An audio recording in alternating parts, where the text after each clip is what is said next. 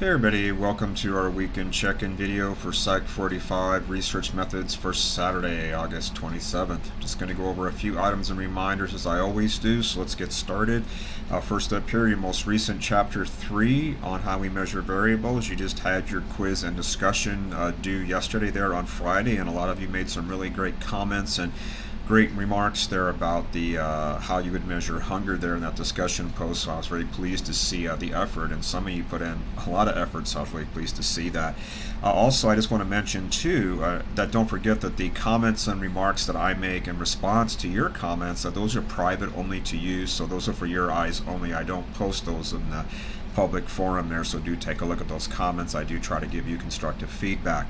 Also, I want to just point out there too, in our Unit 1 module there, when you scroll down there and look at the homework and the quiz for Chapter 3, you're also going to find a special item there that has a link to some Chapter 3 websites. There's a really good report there. If you click that link open there in the unit module from a National Public Radio or NPR, and how they measured this really interesting phenomenon of how girls of a certain age, they seem to lose sight of their quote-unquote brilliance compared to boys of the same age. We're talking basically preschoolers here. So you might want to take a look at that, and it's a radio program. It's not very long to listen to there, and it's just very fascinating, and it does illustrate how tricky it is to measure all these things we call constructs in our chapter, and but they found some very clever ways to infer that girls actually do lose sight of their brilliance there by the way they have them read a story. So it's very fascinating stuff, and I do take a look at that. It will really bring home, how it is we have to work hard to capture these constructs from the things that we can see, all that external stuff that I talk about in the lecture videos there. Next up here is that your next chapter 4 on ethics, its quiz and discussion is due next Friday there, September 2nd. And don't forget that time differential. The discussion is due at 9 p.m. The quiz is due at 11:59 p.m., so keep that in mind there. Next up is that, by the way, there's a special link there again to this time Chapter 4 websites. Again, some good reporting there from National Public Radio talking about some little heard of experiments that were done on our own U.S. Service personnel, kind of some hidden experiments there that were quite unethical, so do check that out there. Next up is that your first exam is coming up here the following week there, September 5th through September 7th, that Monday through Wednesday. Exams are always going to be on a 3-day window of Monday through Wednesday, so do keep an eye out there for an announcement about that. Don't forget there is a study guide there you'll find at the bottom of Unit 1, right above the link to the exam to help you prepare for the exam. And do pay careful attention to those items you'll find italicized with asterisks all around it. That's going to be the content that your short answer essay questions are based upon. And do be careful, as you'll see in the instructions for the exam when you're able to open it there on that Monday through Wednesday. And also you'll get an announcement about this too. Please be careful not to just copy and paste information from your textbook or from someplace you found online, because that's cheating and plagiarism, and that's not really answering the question, and so you won't get any points if you do that. So please be careful to put things in your own words, just like you would if you were taking a paper and pencil test in a real classroom. You'd have to rely upon your own memory to put things in your own words, and that's what you need to do here. Don't forget also that the exam is 60 minutes long. That's 60. It is timed, and so once you open up the exam, the clock starts ticking and you can't make the clock stop. So budget your time accordingly, and there are 50 questions. That's 50. Combination of multiple choice, some true, false, and some short answer essay questions. Okay. Also, don't forget that your mind tap assignments are due on the day before the exam opens up on Monday the 5th, so Sunday, September 4th by 11:59 p.m. You have to have all those turned in, including that small quiz from Chapter 2 as well that I referenced back in the Chapter 1 homework there for the Chapter 1 quiz.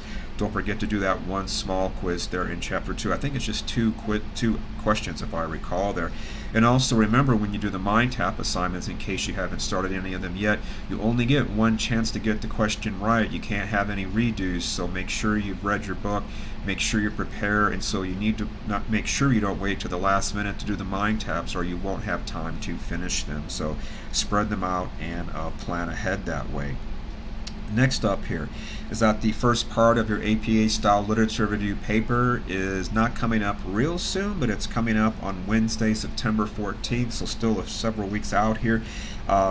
You'll find the instructions there for the first part of the paper in the dedicated APA module, which is below Unit 5 of our course material. There's a reminder about that in the unit itself there, on the regular unit there you'll see, but make sure you scroll down past Unit 1, 2, 3, 4, 5. Underneath 5 you'll see the APA Literature Review module. Look for the instructions for Component 1, that's Part 1 of the paper. There's a little how-to video you'll find right at the very top. You'll want to watch that because I walk you through with some screenshots and just tell you some things that'll make it really easy for you to know what you have to do for this paper.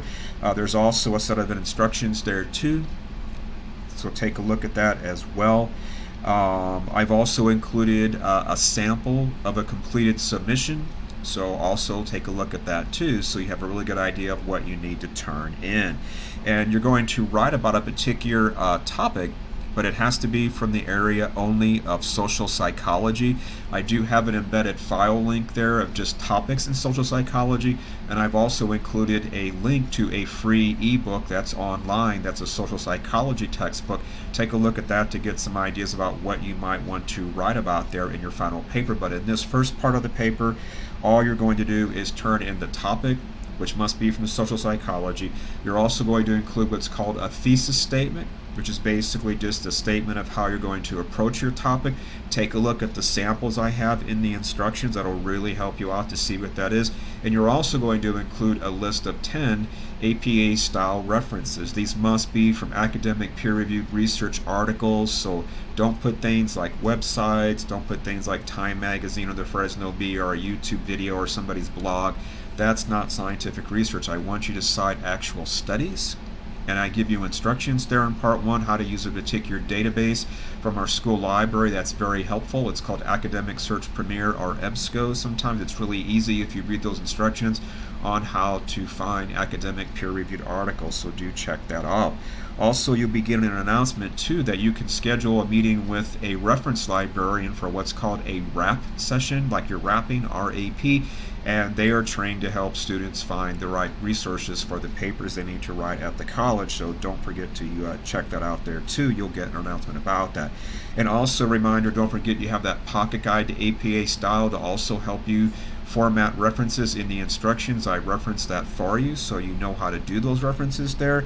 And that pocket guide, remember, is only available electronically. There's a dedicated link to the pocket guide to APA style not too far below the link to MindTap itself in our MindTap module. Just look there and you'll see it. You can't miss it. Okay.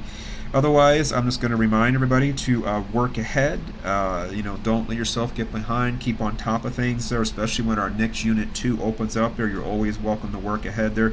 Be watching those lecture videos. That'll really help you out, especially for some of the content in Chapter 3 there. And don't forget that we have our next live session this coming Monday at 11 a.m. A number of you have been coming to that, so it's been nice to see you there. So remember, it's not required, and I do have it on Zoom, and I do post the highlights from it there too, so you can watch it later in case you didn't make it. Otherwise, that's everything I wanted to say for now.